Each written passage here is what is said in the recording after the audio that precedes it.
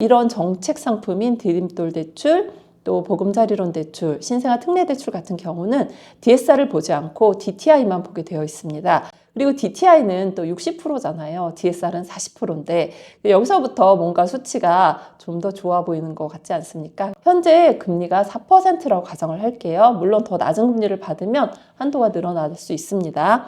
자, DTI 60%를 충족을 하려면은요, 2억 5천을 받고 싶다 하는 분들 같은 경우는 연소득이 2,500만 원 정도면 DTI 60%를 충족할 수 있습니다. 그리고 3억 원 같은 경우는 역시 연소득 3천만 원 정도, 그러니까 약간 본인의 소득의 10배 정도의 느낌으로 계산을 하면 될 것 같고요. 4억 원 정도를 대출을 받고 싶다 하시는 분들은 연소득이 4천만 원이면 DTI 60%를 충분히 충족을 할 수 있습니다. 그러면 이 DSR하고의 얼마나 차이가 나느냐? 자, 은행 상품 같은 경우는 DSR 40%라서요. 연소득이 2,500만 원이면 1억 6천 정도만 대출이 가능합니다. 그래서 우리가 DTI만 따져서 대출을 받을 수 있는 이런 디딤돌 대출이 소득이 좀 낮아도 훨씬 유리한 상품이라는 것을 볼 수 있고요. 자, DSR 같은 경우는요. 신용대출이 있거나 하게 되면 굉장히 타격이 심합니다. 그래서 저희가 은행 상품을 상담을 드릴 때는요, 신용대출을 상환을 하셔야 될 것 같습니다. 신용대출이 이렇게 많으면 대출이 어렵습니다. 라고 말씀을 드리는 경우가 대부분이지만 이런 디딤돌 대출이라든지 보금자리론 대출을 받을 때는 신용대출이 있는 분들도 얼마든지 DTI가 나오는 경우가 많기 때문에 뭐 굳이 상환을 하셔라 이런 조언을 드리고 있지는 않습니다. 그래서 디딤돌 대출이요, 소득 면에서는 훨씬 더 유리하다고 볼 수 있다는 거죠. 자, 이 디딤돌 대출 같은 경우는요, 증빙소득자, 근로소득이죠. 근로소득이라든지 사업소득자가 가능하고요. 그리고 인정소득이라고 해서 나는 소득이 없지만 그 대체소득이라고 하죠. 건강보험료 납부 내역으로도 환산해서 가능합니다. 하지만 신고소득이라고 해서 저희가 신용카드를 이용을 해서 우리가 또 소득을 환산하는 방법이 있는데 그 방법은 이용할 수가 없습니다. 그래서 이 디딤돌 대출을 이용을 하시려면은요, 반드시 증빙소득자이거나 아니면 건강보험료 3개월 납부 내역이 있는 인정소득자만이 가능합니다. 뭐 또 다른 인정소득도 있지만 대부분 이 건강보험으로 많이 이용을 하고 있기 때문에 제가 말씀을 드렸고요. 나는 뭐 카드 소득으로 하고 싶다 이런 분들은 이 디딤돌 대출은 그냥 포기하시고 은행 상품으로 이용을 하시면 될 것 같습니다. 그리고 디딤돌 대출 같은 경우는요, 가장 좀 어려운 부분이 뭐냐면 30세 미만인 경우는 특히 단독 세대주 30세 미만의 단독 세대주 같은 경우는 혜택 사항이 거의 없고요. 그래서 부양가족이 있어야지만 대출이 되는 그런 부분이 조금 어려운 부분입니다. 그래서 아무래도 정책자금 대출이다 보니 조건이 조금 까다롭습니다. 디딤돌 대출에 대해서 전반적인 안내를 드렸는데요. 뭐 특별한 예외 사항이 있다거나 나는 좀 까다롭다거나 뭐 생애 최초가 될지 내가 상속 지원을 받았다가 또 뭐 매도를 했는데 뭐 해당 사항이 되는지 이런 여러 가지 요건들을 궁금해 하실 텐데요. 그런 경우는 주택 도시보증공사로 전화를 하시거나 아니면 수탁은행으로 전화를 해서 확인을 하시면 될 것 같습니다. 지금 모든 은행이 디딤돌 대출을 취급을 하는 것은 아니고요. 수탁은행이 정해져 있습니다. 그래서 우리은행, 국민은행, 하나은행, NH농협은행, 신한은행, 또 IM뱅크 그리고 부산은행에서 디딤돌 대출의 수탁은행입니다. 수탁은행이라는 것은 그 무슨 말이냐면요. 원래 이 디딤돌 대출은 은행 자체 상품이 아니기 때문에 대신 팔아준다 이렇게 생각을 하시면 됩니다. 이 수탁은행에서만 상담이 가능합니다. 그래서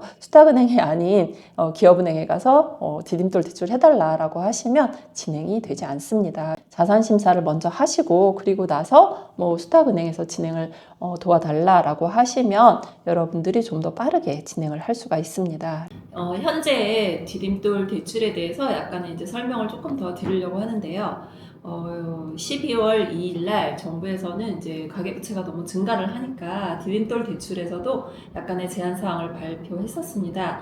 첫 번째는 이제 반공제를 하겠다, 뭐 그런 뜻인 것 같은데요.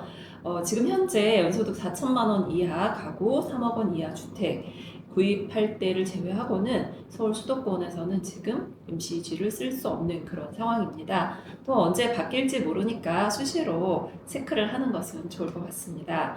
그리고 후치 담보 조건은 미등기 아파트 담보 대출은 신규 취급을 금지하겠다. 그런 내용을 12월 2일 날 발표를 했었는데요. 사실 디딤돌 대출은 그 후치 담보를 잘 하지는 않았습니다. 할 수 있는 그런 재개발, 재건축 지역이 따로 정해져 있었고요. 소유권 이전하고 3개월까지 미등기인 경우는 잘 취급을 하지 않는 그런 경향이 좀 많았기 때문에 이런 부분은 알고 가시면 좋을 것 같은데, 택지 개발 지구라든지 이런 곳에서는 하는 적도 있었지만 대부분의 재개발, 재건축 단지에서는 조금 어려웠던 것이 사실입니다. 그래서 대부분 이제 보금자리론으로 대출을 실행을 하고 나중에 이제 등기가 나게 되면 그때 3개월 이내에 디딤돌 대출로 이렇게 대환을 하는 그런 분들이 좀 많이 있었던 거죠. 그리고 수도권 지역에만 지금 이런 규제가 적용이 되고 있는 거고요.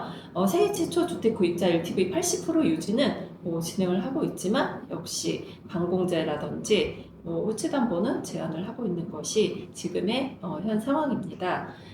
중도상환 수수료는 지금 은행들도 모두 상환 수수료를 인하하고 있는 그런 시점이잖아요. 그래서 반값으로 내리고 있는 그런 곳도 상당히 많은데요. 지금 그 디딤돌 대출 같은 경우는 2024년 8월 12일부터 2025년 8월 11일까지 중도 상환된 원금에 대한 중도 상환 수수료가 면제인 시기입니다. 그렇기 때문에 현재 그 디딤돌 대출을 상환하시는 분들에게는 중도 상환 수수료가 발생을 하고 있지 않고요. 원래 디딤돌 대출의 중도 상환 수수료 비율은 1.2%였습니다. 하지만 은행들도 내리고 있는 시점이고 지금 현재는 상환 수수료가 면제이기 때문에 앞으로 또 정책이 어떻게 바뀔지는 보셔야 될 것 같습니다.